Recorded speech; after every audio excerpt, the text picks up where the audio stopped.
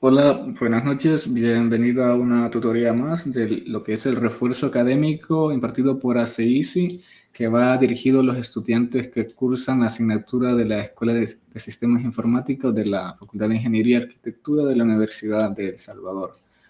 Para hoy, pues, se tienen cuatro temas bastante interesantes relacionados a los conceptos básicos de SQL, que son la persistencia de datos, las bases de datos relacionales, sobre el lenguaje SQL y un poco sobre los sistemas gestores de base de datos. Entonces vamos a empezar con la persistencia de datos.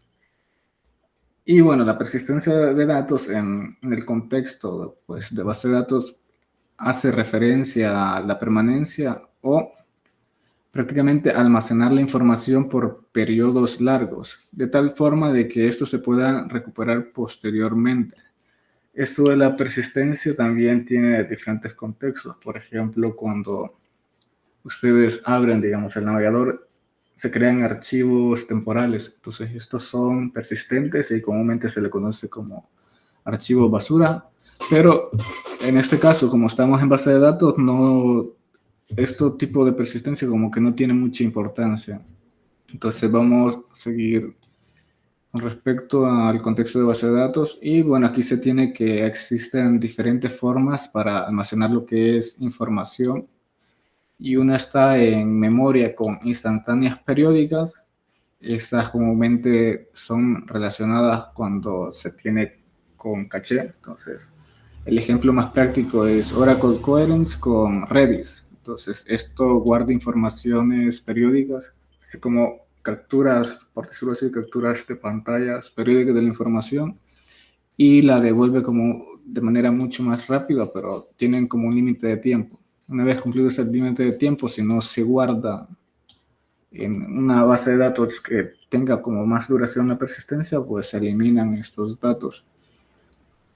Y bueno, las basadas en disco con escrituras de actualización en el lugar. Y aquí se mencionaba las tablas como MySQL y MongoDB. En este caso hacía referencia que MySQL hace o es un tipo de datos relacional, mientras que MongoDB es un tipo de base de datos no relacional. Y luego se tiene la basada en log de instantáneas, podríamos decirlo, y pues hace referencia a todas las bases de datos de OLTP o las transaccionales, y aquí se tienen como la de Oracle y también la de SQL Server. La de Oracle creo que utiliza PSQL y mientras que SQL Server utiliza TSQL. Entonces, ambos usan, digamos, el lenguaje SQL, pero le agregan extra. En el caso de SQL, pues agrega transacciones y la de Oracle creo que lo que maneja es mediante esquemas modularizados por usuario. Entonces, estos datos se pueden almacenar de diferentes maneras de acuerdo al tipo de base de datos, lo que mencionaba anteriormente. Y tenemos las bases de datos relacionales, que estas almacenan la información en estructuras con filas y columnas. Y los datos pues se gestionan mediante un sistema de gestión de base de datos o SGBD. Y se mencionan la base de datos de MySQL, PostgreSQL, SQL Server y existen otras. En el caso de MySQL, el cliente, o sea, la base de datos en sí, su sistema gestor de base de datos es MySQL Workbench. En el caso de Postgres, su gestor de base de datos es pgadmin. En el caso de SQL Server, pues es SQL Server. SQL Server Management, algo así se llama el sistema gestor de base de datos de SQL. Y pues así, entre otros. Y luego se tienen lo que es las bases de datos no SQL. En este tipo, pues, se guarda información no estructurada o semi-estructurada. Y como ejemplo está la base de datos de MongoDB, que está basada en documentos y referencias, y luego está Cassandra y Redis, que también proporcionan un tipo de almacenamiento similar a basada en documentos, solo que no agregan referencias. Luego, pues este tipo de base de datos no SQL son un poco mucho más flexibles. Y además de eso, por ejemplo, siempre si priorizan, digamos, la integridad de datos, ustedes a la hora de elegir la base de datos tendrían que irse por una SQL, porque las bases de datos relacionales mantienen la integridad de los datos.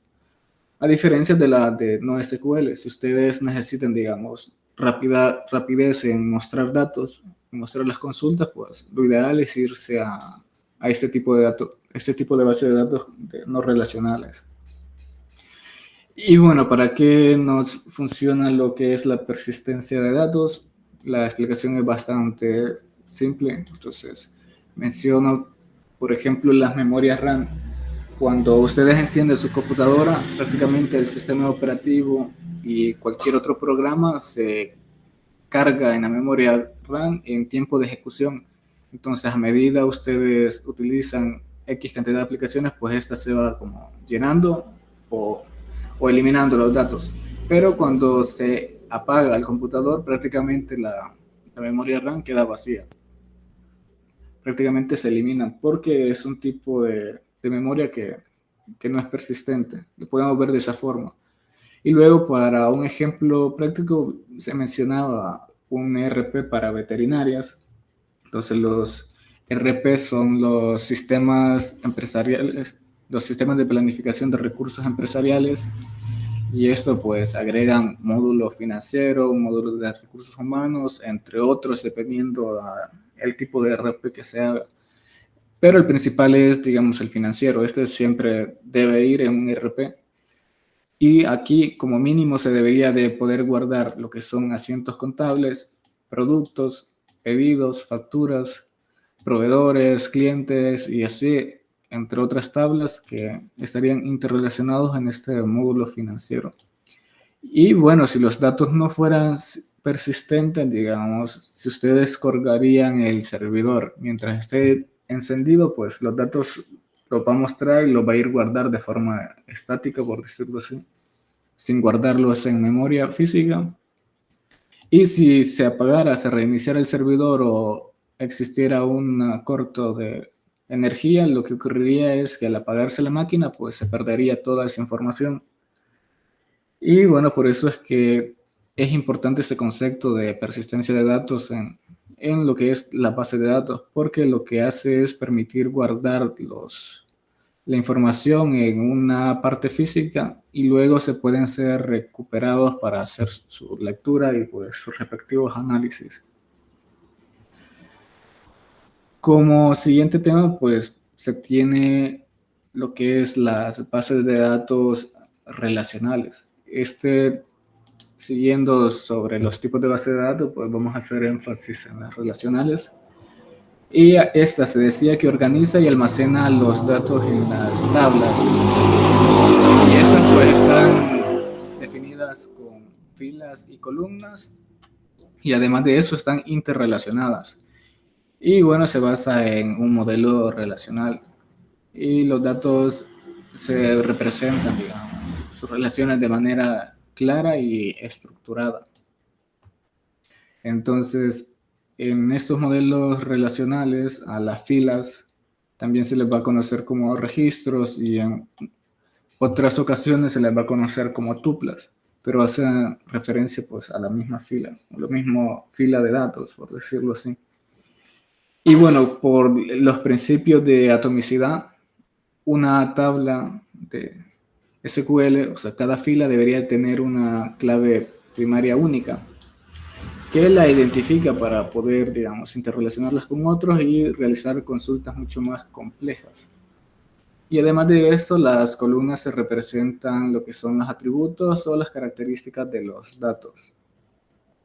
Entonces, como ejemplo de bases de datos relacionales, vamos a imaginar lo que es una pequeña empresa que va a procesar pedidos de los productos que tiene. Entonces, para hacer como una abstracción de eso, se podrían crear simplemente, digamos, dos tablas, una donde se tienen los clientes y luego la tabla pedidos. Entonces, en la tabla cliente se va a guardar información o sus atributos, pues serían nombre, dirección, teléfono, correo electrónico, puede ser fecha de nacimiento, entre otros datos. Y además de eso, debe ir acompañado, como se decía, una columna que sea el identificador único o de clave primaria. Y pues se tiene una tabla donde se especifican las columnas. En este caso, la fila sería desde 1, abarcaría el nombre, luego dirección, teléfono, correo electrónico. Eso sería una fila. En el caso de 2, hasta este correo electrónico sería otra fila y así se van estructurando a medida que se van insertando nuevos datos. Y pues las columnas pues va de ahí de cliente y le corresponden a estos valores, al igual que la columna nombre. Y esto pues nada más que representan lo que son las propiedades o características de la tabla. Ahora bien, para el caso de la tabla pedidos, en este caso se va a guardar la información realizada, en este caso la fecha que se hizo el pedido, el monto total y el estado en que se encuentra el pedido. Y además de esto, como se decía, por principio de atomicidad debería de tener una clave primaria, en este caso es ID pedido. Ahora bien, para interrelacionarlos, la tabla cliente con la tabla pedido entra otro concepto de clave que es la clave foránea. Entonces esto nada más hace referencia a la clave de la otra tabla. Y aquí nada más es de tener en cuenta que tanto el valor, digamos, del ID cliente con el ID cliente el ID cliente de la llave primaria con el ID cliente de la llave foránea deben ser del mismo tipo. O sea, su estructura lógica debe ser la misma. Quiere decir que si en ID cliente ustedes establecen que va a ser un entero de 11 y sin signo, en la llave foránea de la tabla pedidos, ID cliente debe ser un entero de ancho 11 y sin signo. Si ustedes colocaran, digamos, aquí en la ID cliente, en la llave foránea, un entero con ancho 11 pero con signo, le daría un error porque no son homogéneos. Entonces, nada más es de tomar en cuenta eso, que tanto la llave primaria como la llave foránea deben ser del mismo tipo a nivel lógico, estructural. Y bueno, se mencionaba la explicación aquí que aunque las dos tablas tienen información diferente, pues ambas están conectadas o interrelacionadas por el ID del cliente. Esto nada más se utiliza para relacionar los datos de la tabla pedido con la tabla cliente y bueno, de este modo la base de datos puede acceder a la información de facturación y envío de un cliente cuando se procesa el pedido. Este es un ejemplo nada más de dos tablas, entonces aquí podrían contener más, como se menciona aquí, que puede existir otra tabla de facturación, otra tabla de envíos y estas tendrían que estar interrelacionadas también de alguna manera. Luego, con la estructura de las bases de datos relacionales. En este caso, el modelo relacional tiene una característica fundamental y menciona que la separación entre los datos lógicos y físicos, esto lo que significa que los datos como las tablas o las listas están separadas del almacenamiento físico en el que se encuentran los datos. Esto es, digamos, bastante sencillo de comprender. Aquí lo agregué, en donde se menciona que cambiar el nombre de un archivo de la base de datos no afectaría, digamos, a los nombres de las tablas dentro de la base de datos. Y lo mismo pasaría aquí, como por ejemplo aquí menciono las tablas y las vistas. Si ustedes poseen una tabla y por ejemplo crean una vista y luego a esta vista simplemente le cambian de nombre, prácticamente los datos de la tabla en sí, los datos donde están guardados no se verían afectados. Y esto lo que permite es una flexibilidad y pues facilita el mantenimiento y la administración de lo que es la base de datos. Y luego un poco sobre el modelo relacional, tuvo su origen más o menos desde la década de 1970, en donde Edgar F. Codd lo introdujo, digamos, esta parte después de estar como tratando de las bases de datos antiguas que eran mucho más jerárquicas y de redes. Entonces venía a resolver eso, el problema de ese tipo de base de datos que están estructuradas jerárquicamente o de red, y bueno, esto para lo que es almacenar información de una forma como mucho más coherente. Y lo que ocurrió cuando introdujo estos conceptos de tablas y relaciones es que permitió que los datos se gestionaran de manera más flexible, intuitiva y eficiente. Luego, además de esto, pues ya se entra sobre la parte de SQL. En este caso, antes no se llamaba así, se llamaba SQL, y existía, digamos, bueno, lo que ocurrió para llegar a SQL fue que la era marca registrada, entonces hubieron problemas y ya le quedó a SQL, o lenguaje estructurado de consulta. Y esto lo que hace es que utiliza lo que es consultas para lo que es manipular datos. Y se decía que SQL es un lenguaje estandarizado, entonces también se menciona que la ANSI y ISO estandarizaron este lenguaje para poder ser usado de manera global. Esto pues para facilitar lo que es un lenguaje común de consulta y poder gestionar lo que es datos y almacenarlo de una manera lo que es flexible. Y esto lo que vino a ocasionar es que venía mejorando el rendimiento y la eficiencia de la base de datos.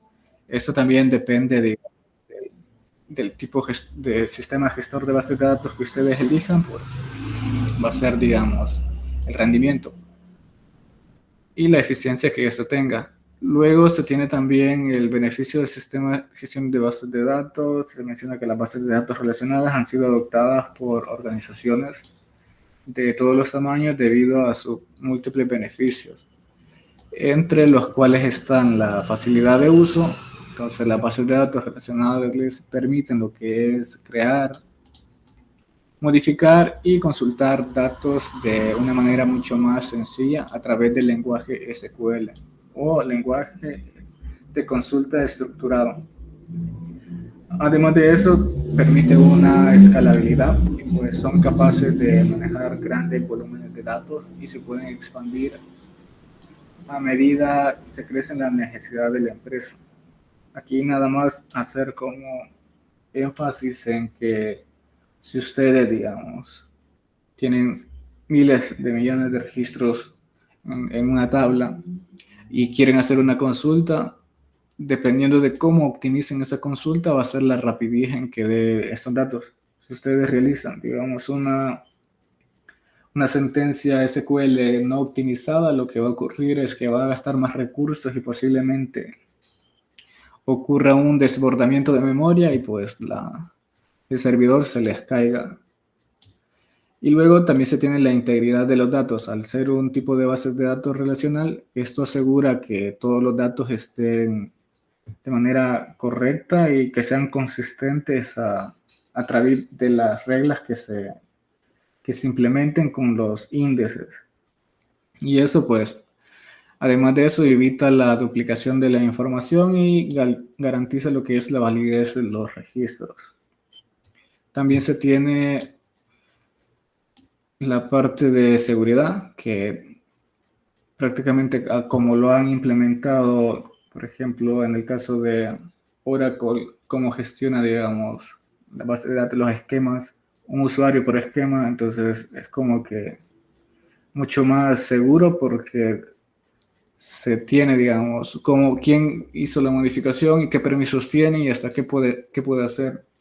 Y lo mismo ocurre como bases de datos como MySQL, en ese caso, a diferencia de Oracle, que asigna esquemas por usuario, en este se asignan permisos. Y de acuerdo a estos permisos, se puede crear una N cantidad de usuarios y llevar como un control de las modificaciones que van haciendo, un tipo bitácora.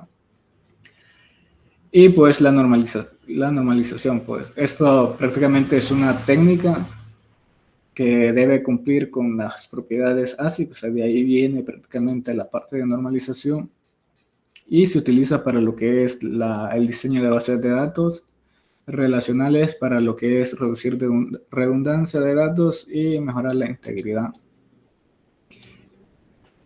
Y bueno, entrando con las propiedades ASIC, esto hace referencia a atomicidad, que quiere decir que debe existir por cada registro una clave única, coherencia, que no deben existir, digamos, múltiples columnas, sino que crear como catálogos interrelacionados, luego aislamiento y durabilidad. En este caso, en aislamiento también entraría en la parte de crear catálogos. La durabilidad, pues al tener una base de datos a la cual se le ha aplicado la normalización, es más probable que se mantenga, digamos, la estructura se mantenga con el tiempo y las modificaciones a medida se vaya incrementando el producto sean mínimas y que no afecten de manera tan grave a la base de datos. Y bueno, cuando hablemos de atomicidad, pues vamos a hacer referencia a que las transacciones se ejecutan completamente o no se ejecutan en absoluto. Con la coherencia, pues asegura que los datos se mantengan consistentes antes y después de la transacción. Con aislamiento, pues las transacciones concurrentes no interfieren entre sí. Y la durabilidad, pues una vez confirmada una transacción, sus efectos son permanentes incluso en caso de fallos del sistema. Entonces, estas propiedades ASIC, además de, digamos, interrelacionarse con la parte de normalización, hace referencia a las transacciones, que comúnmente, no sé si ustedes lo han tenido la oportunidad de ver, pero consiste en prácticamente iniciar una transacción. Entonces, una vez iniciada, los cambios que realicen, cualquier inserción de datos, modificación, borrado, se mantiene en memoria virtual hasta que ya sea se acepte esa transacción mediante un commit o una confirmación o se rechace mediante un rollback al volver a un estado anterior.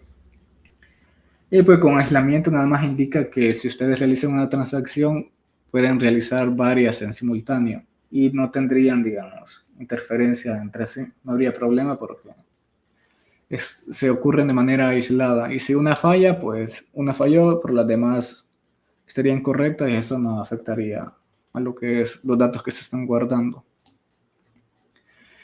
Luego, ¿qué buscar al elegir un sistema de gestión de bases de datos relacionales? Aquí seguimos con lo mismo de los sistemas gestores de bases de datos. Y bueno, nada más es de tomar en cuenta lo que se mencionaba, que la escalabilidad, el rendimiento, la seguridad, la concurrencia y la facilidad de administración. Y con escalabilidad, entonces ustedes al momento de elegir deberían de hacerse preguntas como qué tan fácil es que la base de datos se expanda a medida que crecen las necesidades de la empresa. Con respecto al rendimiento, pues cuánto tiempo toma procesar una consulta y una transacción.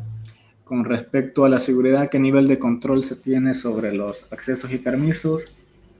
Con la concurrencia hace referencia a la cantidad de consultas por segundo, le vamos a decir, que puede soportar el sistema gestor de base de datos sin romperse o sin desbordar la memoria RAM. Entonces, luego la base de datos puede manejar múltiples usuarios, accediendo o modificando datos en simultáneo sin problema. La facilidad de administración. Esto, pues, si es fácil de administrar y mantener la base de datos o requiere de habilidades especializadas. No sé si ustedes han manejado los distintos sistemas gestores de bases de datos, pero por ejemplo está PHP Miami, que es uno basado en web y bastante fácil de usar, por decirlo así. O sea, se aprende muy rápido. Luego está SQL Server Management, que ya tiene su complejidad un poco más alta. Y por último está Oracle, que al menos desde mi punto de vista es como la más complicada de gestionar por el tipo de usuarios que se mantiene basado en esquemas. Entonces no sé si tienen alguna duda hasta el momento con respecto vamos a ver, a la base de datos relacionales. Ahí no sé si tiene dudas, Cristian, con Wilber.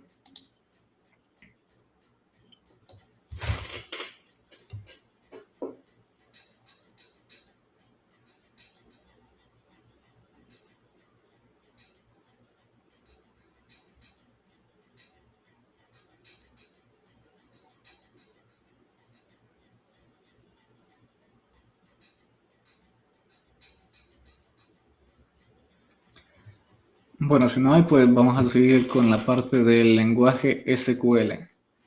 Entonces, como anteriormente se mencionaba, el SQL pues, significa lenguaje de consultas estructurado y este se clasifica como un lenguaje de programación y sirve lo que es para manipular, almacenar y procesar información en una base de datos relacional. Este internamente usa álgebra relacional y pues cálculos relacionales. Comúnmente existe un programa en internet llamado Relational Algebraic Translation, que es prácticamente un traductor de álgebra relacional a SQL. Y bueno, eso ocupa, al menos SQL ocupa este álgebra relacional para lo que es efectuar las consultas y obtener, modificar información de una manera mucho más sencilla. También se mencionaba que SQL está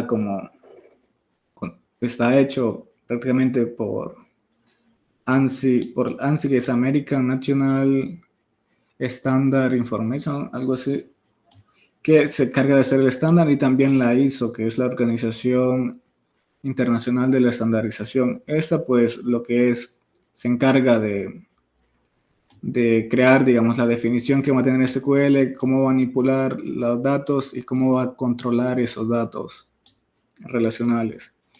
Y bueno, la actualización más reciente que se tiene de este SQL es la ISO IED 9075, que salió el 2023. Esto, si ustedes, digamos, crean en un futuro una empresa, podrían, digamos, sacar un certificado y estar certificados con la ISO IED 9075. Esto les daría como ese prestigio de que tienen que cumplen con los estándares establecidos a nivel global.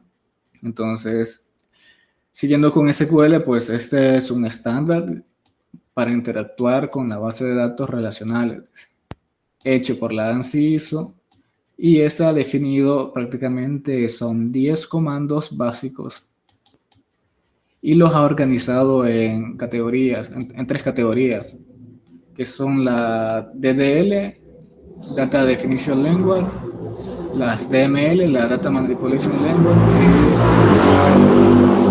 la DCL, que es la de Data Control Language.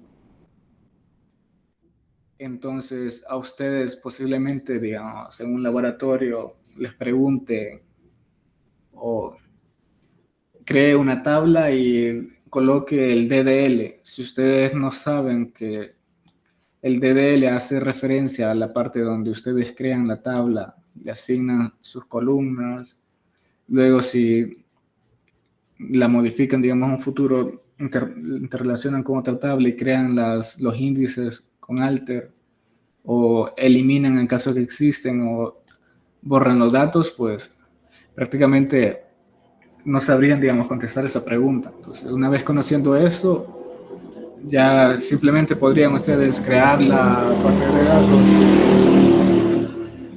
Ustedes podrían, digamos, crear la base de datos con su gestor favorito, y automáticamente la mayoría de sistemas gestores de base de datos da los DDL ya creados, incluso con datos muchas veces.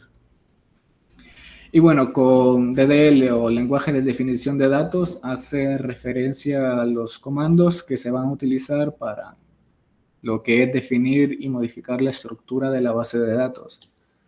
Esto va a incluir la creación de tablas, la alteración de estas tablas, la eliminación de esas tablas, al igual que los índices, vistas, entre otros. Dependiendo del tipo de gestor de base de datos que utilicen, pues pueden existir procedimientos almacenados, funciones y entre otros que realmente ahora no tengo conocimiento. Entonces, los comandos del DDL, nada más recuerden que es create, alter, drop y truncate. Son nada más 4 comandos. En el caso de create, pues se utiliza para crear objetos de la base de datos y menciona que son como tablas, vistas o índices. Luego se tiene el comando alter, que se utiliza para modificar esas estructuras de los objetos existentes. Eso sí, tienen que existir. Si no existen, pues prácticamente no serviría de nada utilizar este comando. Y siempre se menciona que es para alterar lo que es tablas y sus columnas. Luego se tiene el comando drop, que se utiliza para eliminar estos objetos de la base de datos, como las tablas o vistas. Y por último, truncate, que se utiliza para eliminar los registros. La diferencia entre drop es que prácticamente drop elimina la tabla completa y su estructura. Es como que si no hayan hecho un create table. Y truncate lo que hace es eliminar los registros existentes, es decir, la dejan vacías prácticamente. Si tiene registros, la dejas en registros. Luego tenemos lo que es el lenguaje de manipulación de datos o DML, y este hace referencia a todos los comandos que se van a utilizar para lo que es manipular los datos dentro de las tablas en la base de datos. Y esto va a incluir insertar, actualizar, eliminar o consultar información. Y así como en el DDL, también en el DML existen 4 comandos. Está el insert, que se utiliza para insertar datos a la tabla. Luego está el select, que se utiliza lo que es para consultar o recuperar datos de la tabla.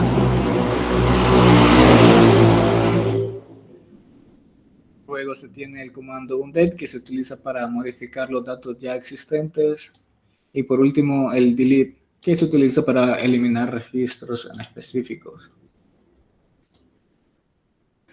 Y por último, pues se tiene el lenguaje de control de datos, o DCL, y este hace referencia solamente a 2 comandos, que son los que van a definir, digamos, o controlar el acceso a los datos y operaciones que los usuarios pueden realizar en la base de datos. Estos comandos lo que hacen es permitir otorgar o revocar permisos a los usuarios para realizar ciertas operaciones en la base de datos. Y se tienen que es grant, que es para otorgar permisos a los usuarios, y luego revoke, que se utiliza para quitar esos permisos que anteriormente se han otorgado. No sé si hasta el momento tienen duda con respecto al lenguaje SQL. Esa es una pequeña introducción. A medida que lo vayamos introduciendo, pues se va a ir creando el contenido más a fondo, y si lo revisan, pues van a aprender bastante bien. Decir que al menos no tiene de básico esos conceptos de SQL, de básicos no van a tener, digamos, básicos, sino que el objetivo es llevarlos a un nivel avanzado y pues que sepan diferenciar. Incluso me gustaría enseñarles lo del álgebra relacional, es bastante interesante. Y luego identificar lo que son los modelos conceptuales, los lógicos físicos, cómo crear su diccionario de datos, y luego hasta cómo normalizar bases de datos.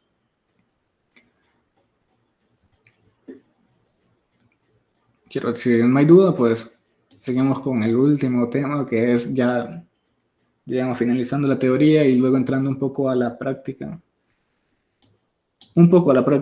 Que es con los sistemas gestores de bases de datos. En este caso, un sistema gestor de base de datos, pues es un programa que va a permitir lo que es almacenar, recuperar, modificar y eliminar los datos de forma eficiente y segura. Es decir, comúnmente cuando ustedes instalan, digamos, instalar a MySQL o MariaDB o SQL Server, tienen una interfaz de línea de llamada, le dice Call Line Interface, que comúnmente nosotros la conocemos como interfaz de línea de comandos. Pero en esa clip, por decirlo así, ustedes realizan las consultas. Y esa, digamos, es la manera que comúnmente se tiene como para manejar lo que es las bases de datos SQL. Incluso las no SQL tienen su sistema gestor de base de datos. Pero en SQL de esa manera, pues, sería lo normal. Ahora, si ustedes instalan estos programas, lo que les va a permitir es tener una forma visual de poder hacer esto. Entonces, les va a permitir, además de gestionar de forma visual esos datos, va a mantener de que ustedes los escriban de manera correcta.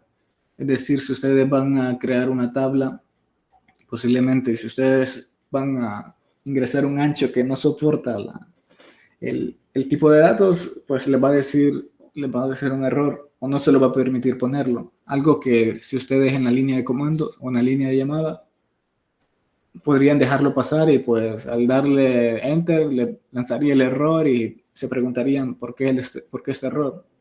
Entonces para eso sirven estos gestores de bases de datos.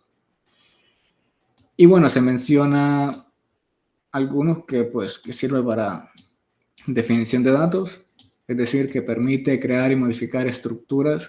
Esto incluye tablas, vistas, procedimientos almacenados, entre otros, dependiendo del tipo de gestor. Y la definición de tablas, las relaciones y agregar restricciones. Luego la manipulación de datos, es decir, digamos, en la primera estamos hablando de la parte de DDL, ya aquí en la manipulación de datos estamos hablando de DML, donde se utiliza el comando insert, undate, delete y el otro era, ya se me olvidó. Vamos a ver los comandos. El insert, select, undate y delete, el más fácil, se me había olvidado. Y luego el control de acceso, que también les va a permitir lo que es la parte del modelo DSL, donde ustedes van a poder gestionar usuarios de una manera visual mucho más fácil. Además de eso, pues mantiene la integridad de los datos, que es decir, que asegura de que ustedes cuando van a crear, por ejemplo, tablas, cuando vayan a insertar nuevos registros o cuando creen permisos, lo hagan de manera correcta y que los datos pues sean consistentes con lo que ustedes van a, ya sea crear o insertar o proveer permisos. Y esto pues para evitar siempre lo mismo de duplicación y la inconsistencia de los datos. Además de eso, pues agrega la capa de seguridad, es decir, que como dentro se puede agregar, digamos, o gestionar estos permisos de usuario, además de eso se debería de poder gestionarlo aparte del servidor. Ustedes pueden tener, digamos, un cliente de la base de datos, ese le permitiría almacenar la información, consulta, pero servirlo a internet le daría como problema. Entonces, para eso ya se ocupa el servidor que establece los protocolos adecuados y permite la conexión de otros, por decirlo así, sistemas. Luego la recuperación, pues. Además de todo esto, también permite lo que es llevar como un backup de la información o permitir lo que es crear backup, o sea, guardar prácticamente estos respaldos de información ante cualquier fallo. Y además de eso lleva como un historial, como lo mencionaba, como un tipo bitácora en donde se lleva el registro de qué consulta se ha ejecutado, qué tipo de resultado tuvo la consulta, en el caso de que ustedes, digamos, hicieran una consulta que le generara algún problema, pues prácticamente podrían ir a esa bitácora y realizar un rollback y recuperar esa información. Y luego la concurrencia que gestiona el acceso simultáneo ya sea de un usuario en específico de distintos puntos o de múltiples usuarios. Luego, con respecto a la arquitectura de un sistema gestor de base de datos, pues se tiene la parte de vistas externas y vistas internas. En las externas, pues están los datos que se representan como aplicaciones y las internas, pues se almacenan los datos dentro del sistema.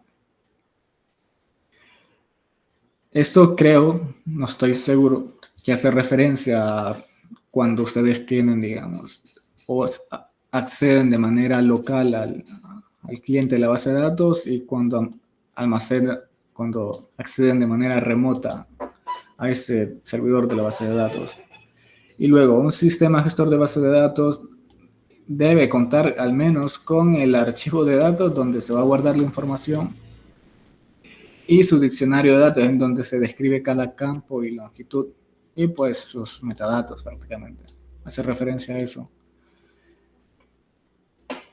Y vamos a ver, se menciona esto con respecto a una tabla empleado. Este es un diccionario de datos O sea, la forma en que se guardan los datos realmente la desconozco, entonces no lo coloqué. Pero el diccionario de datos lo tendrían más o menos de esta forma, en donde ustedes tendrían una columna, el tipo de dato, el ancho lo pueden poner separado en otra columna, entonces yo lo dejé unido, entonces agregan el ancho por separado, lo pueden dejar de esta manera, se mira mucho mejor. Luego, si existen restricciones, y por último, una descripción, o sea, para qué finalidad se ha creado ese campo. Por ejemplo, si tienen empleado y de empleado, el tipo de dato va a ser entero. Por defecto, cuando ustedes definen un entero, le va a quedar un ancho de 11 y con signo. Luego, pues se tiene que la restricción es que va a ser llave primaria o clave primaria, y además de eso va a ser autoincrementable. Es decir, que va a comenzar desde, si ustedes ingresan un registro, no es necesario que indiquen el ID de empleado, sino que automáticamente le va a ir como un contador. 1, 2, 3 y así va a ir incrementando hasta llegar al máximo permitido del tipo de datos. Si ustedes, en el caso de que decidieran, digamos, insertar manualmente un ID, en este caso entero, supongamos que hay 0 registro, ustedes le ingresan el ID empleado con el número 100. Entonces el siguiente va a ser 101. Entonces todos los demás los va a ignorar, o sea, va a seguir desde el último que se ha insertado. Luego va a ser 102, luego 103 y así hasta ir llenando. Todo hasta su máximo permitido. Y vamos a ver, nada más se indican los otros campos que son de tipo varchar o de tipo string, que acepta textos o caracteres alfanuméricos y no acepta nulos. Luego de tipo fechas, tampoco acepta nulos. Luego de tipo decimal, no se indica nada. Luego el ID de departamento, si se fijan, ya se hace una restricción de que es una llave foránea, que hace referencia nada más que a la tabla de departamentos, específicamente al ID de empleado. Y por último, la fecha de nacimiento. Luego, con respecto a pues, lenguajes utilizados en los sistemas gestores de bases de datos, pues se sabe que es SQL y dentro de SQL pues se tiene el DML, DDL, estos son como por defecto los principales. Y por último se tiene el DCL. Entonces, para hacerlo más dinámico, permítanme cambiar a un sistema gestor de base de datos. Vamos a ver.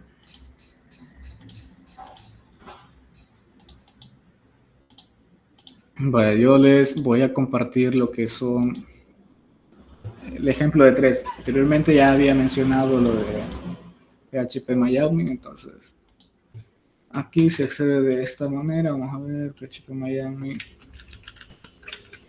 Por defecto utiliza una versión legacy, entonces no es necesario que lleve contraseña, entonces como menos seguro. Y se rompió el sistema. Vamos a ver.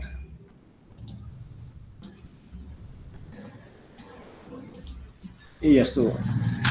Vaya, si se fijan, establecen una interfaz de usuario, donde ustedes a la derecha tendrían como la forma para crear nuevas tablas. Luego, si ustedes eligen una tabla, podrían aquí crear una nueva, bueno, si eligen una base de datos, podrían aquí crear una nueva tabla. Y aquí pues agregan el nombre, si quieren agregar más columnas. Luego menciona, digamos, los tipos de datos válidos. Es donde se menciona que ayuda como a mantener esa integridad. O sea, prácticamente si ustedes eligen el tipo de datos, pues aquí les va a decir cómo lo pueden ir indicando. Y esto les va a armar el DDL. Vamos a descartar esa parte. Vamos a ver si le damos en... Quiero ver, generar consulta. Le vamos a dar exportar. Entonces, como les decía, la parte de DDL, ustedes pueden hacerlo de esta manera. Aquí se va a exportar esto. Si vienen y lo abren con editor de código, vamos a ver.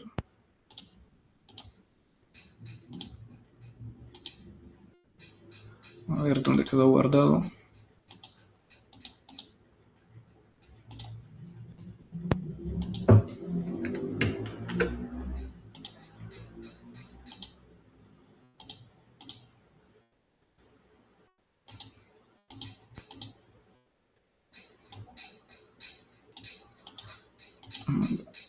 Open File. Descargas, cards. Abrir. Entonces, esto es con respecto a nada más configuración a la versión de MySQL que está utilizando, pero el DDL comienza aquí. Entonces, esta parte de Create Table, luego el nombre de la tabla evento, luego se le asigna lo que es cada columna o cada característica que va a tener, que es ID, nombre, duración, fecha de inicio, fecha final. El usuario, eso si se fijan, tiene el mismo tipo de datos porque hace referencia a una llave foránea. Luego se insertan datos. Eso ya hace referencia al DDL, DML. Vamos a poner comentario. Dos guiones es para comentarios. Esto hace referencia a DML. DML. Y eso de Create Table hace referencia a DDL. Luego aquí se tienen los trabajos, migraciones. Aquí sigue con DML, DDL. Vamos a buscar usuario. Aquí está usuario. Si se fijan, eso sería DDL siempre, crea los usuarios y este ID, o sea, la estructura lógica, es entero grande, sin signo y no nulo. Y luego nos vamos a esa parte de aquí. Tiene diferente nombre la columna. En lugar de ID, pues tiene user ID. Y es un entero grande de tamaño 20, sin signo y no acepta nulos. Entonces, esto es como para mantener lo de la parte homogénea de la llave primaria con la llave foránea y poder hacer las relaciones correctamente. Y luego se tienen los alters. Si se fijan, vamos a ir al alter user. Aquí, si se fijan, alter table user, luego agrega un índice como llave primaria ID. Y además de eso se agrega un índice donde se agrega que el email va a ser de tipo único. Si se repite, pues le va a lo que es lanzar un error. Vamos a ver dónde establece la llave foránea. Vaya, en este caso aquí, en este alter table, si se fijan, lo que hace es modificar el entero. O sea, si se fijan en la tabla de arriba, antes de insertar los datos, no decía que era autoincrementable. Entonces ahora ya dice que es autoincrementable y además de eso, especifica desde qué número va a empezar porque en teoría se tendrían que tener 11 datos de usuario. Esta sería 1, 2, 3, bueno, 10 datos de usuario y el siguiente sería el 11. Y aquí es donde agrega el índice para ya establecer la relación de la llave foránea. Si se fijan, altera la tabla evento, que es donde se encuentra la llave foránea, que se llama user ID. Agrega, digamos, esa regla, la nombra con el índice event user ID foreign. Y por último, lo que dice es que va a hacer referencia, además de indicar, pues hacer referencia a la tabla usuarios, específicamente el campo ID. Y en el caso de que se borre, pues ejecutar en cascada. Va eso con respecto a saber cómo diferenciarlo de DML y DDL. Luego, vamos a ver si se rompió o no. En esta parte deberían de estar la parte de usuarios.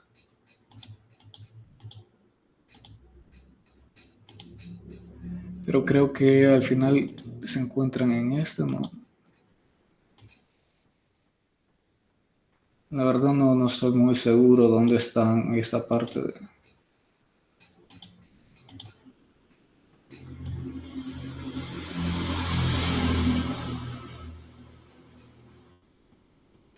Bueno, ahí le mentiría.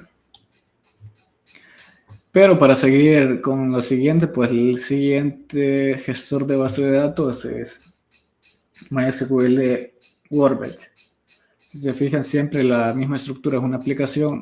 En este caso, PHP Miami es una aplicación web. Y pues MySQL Workbench es una aplicación de escritorio.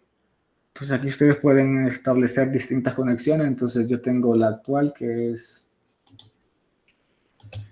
la que está con la base de datos de ejemplo. Y aquí pues se selecciona. Y anteriormente un compañero parece que mencionaba que era relacionado más que todo a consultas, pero tiene la misma funcionalidad prácticamente, consultas y la parte visual. Lo único que hay que saber cómo manejarlo. Si se tiene, digamos, en esta sección, obviamente que a pura consulta se van a ir buscando todo. Pero ya si cambian a la parte de esquema, ya se tiene que ir de manera visual.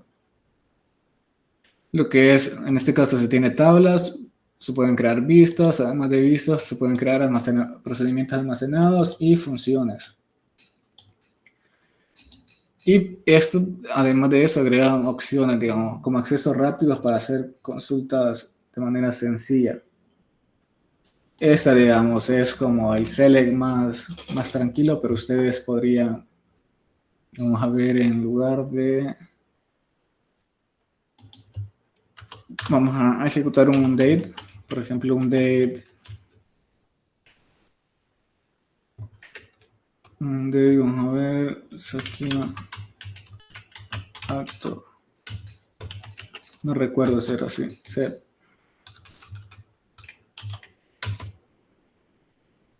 vamos a ver, first name,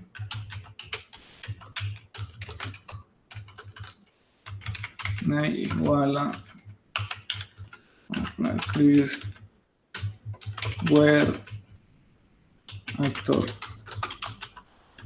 ID igual a 2.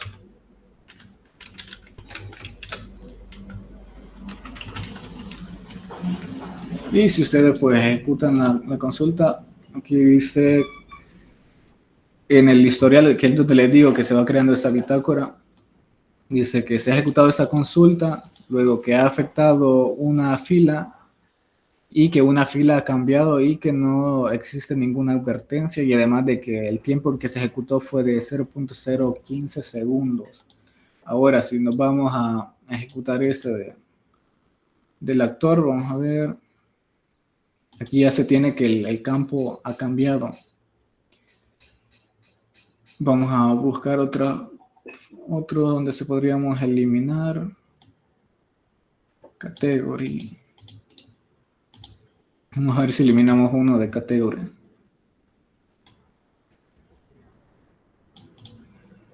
Vamos a eliminar la categoría. Bueno, vamos a hacer primero el insert. Into. Sakila. Utilizo aquí el nombre de la base de datos porque no he indicado el cambio. O sea, si ustedes hicieran use de Sakila, entonces es como que ya están diciendo por regla que se va a utilizar esa base de datos, y aquí ya solo sería necesario el nombre de la tabla. Vamos a comentar esto.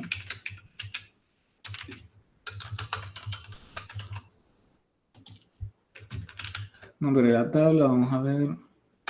El nombre de la tabla es category. Insert into category. Aquí se indica el name y las realmente no sé si tiene un trigger que, vamos a ver, almacenar los procedimientos almacenados, no, creo que no tiene un trigger. Entonces agrego esto, luego valúes y se agregan valor. Entonces va a ser nombre travel esta categoría. Y aquí creo que se puede poner esta función. Realmente no sé si existen o es current date. Current date creo que es. Current date.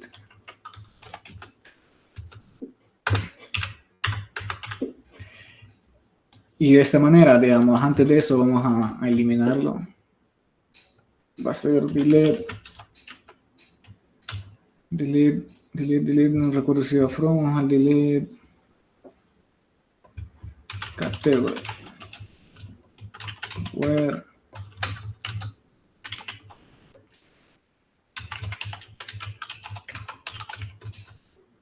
si existe llave foránea o si me equivoqué en algo, pues va a lanzar un error. Vamos a ver. Eso, si se fijan, este ejecuta una porción del código o todo, y esto ejecuta donde está el cursor. O sea, si coloco aquí el cursor no es necesario, digamos, seleccionar. Simple viene y lo ejecuta. Y dice error no database select. Entonces vamos a seleccionar esto. Eso es lo que les decía. Si no colocan el nombre de la base de datos, pues, si no se usa este use, el nombre de la base de datos, luego le va a dar ese error. Entonces al ejecutarlo de esta manera, vamos a ver si lo ejecuta. No puede, dice, borrar o eliminar, porque dice que posee una regla de llave foránea, con field category. Entonces, para eliminarla, digamos, sería como necesario eliminar esa llave, ese valor que lo está dando a field category. Vamos a ver, field category, ¿dónde está? Select all from field category. Creo que existe. Y vamos a buscar la categoría 10. Permítanme. Where category ID igual a 16. De esta manera ya se hace mejor la consulta y se obtiene que tienen todos estos fields. Entonces, como para poder eliminar esa categoría, se tendrían que eliminar todas estas películas, por así decirlo. Creo que es mala idea hacerlo, entonces lo vamos a dejar así. Luego vamos a ver si puedo sacar los DDL aquí. Dice create table, copy filter load, inspector table, import wizard, create esquema. De esa manera, digamos, creo que no, esto es para crear un nuevo drop, no, review SQL, drop tables aquí.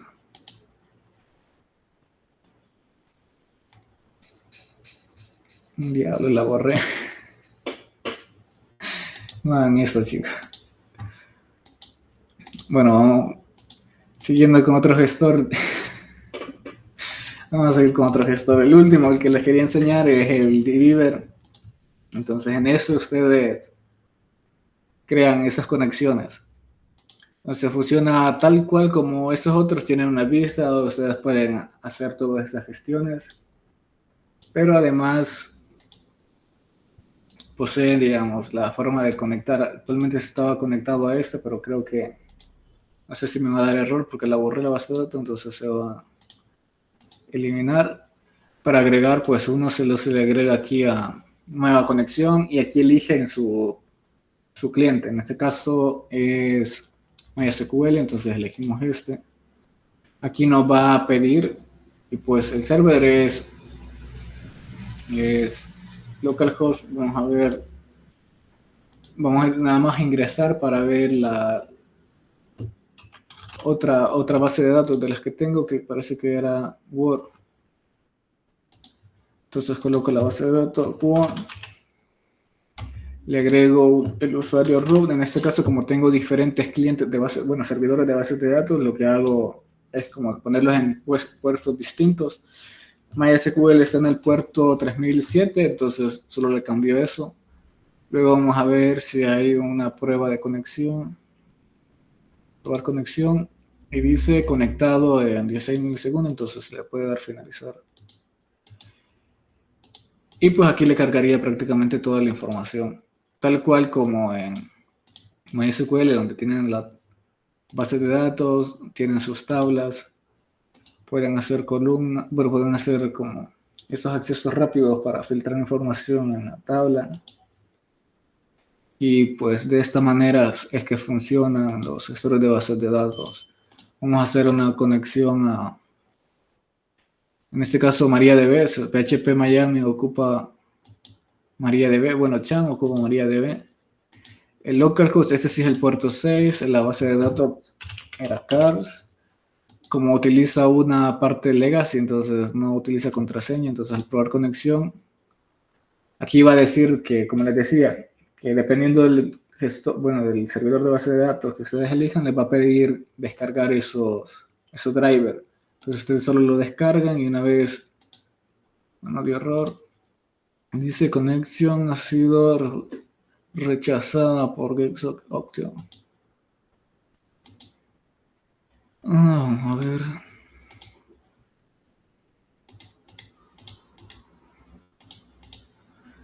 Vamos a poner de esta manera, probar conexión. Que no tengo conexión.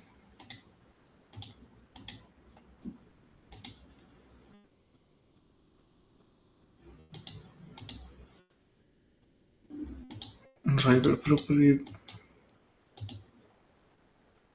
Vamos a irnos al ipconfig.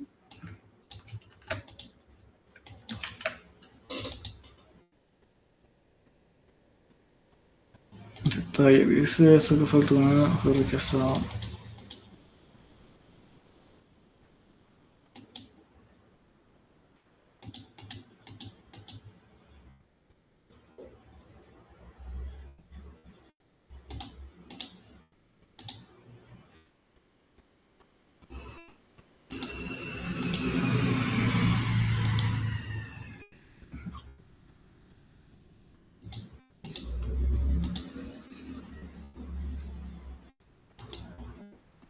Bueno, realmente desconozco por qué no me está haciendo la conexión. Si me la hizo. No, no la va a hacer, aquí va a dar error, entonces. Por gusto. Entonces eso, no sé si ahora comprenden que es un gestor de base de datos, un sistema gestor de base de datos. Me comentan.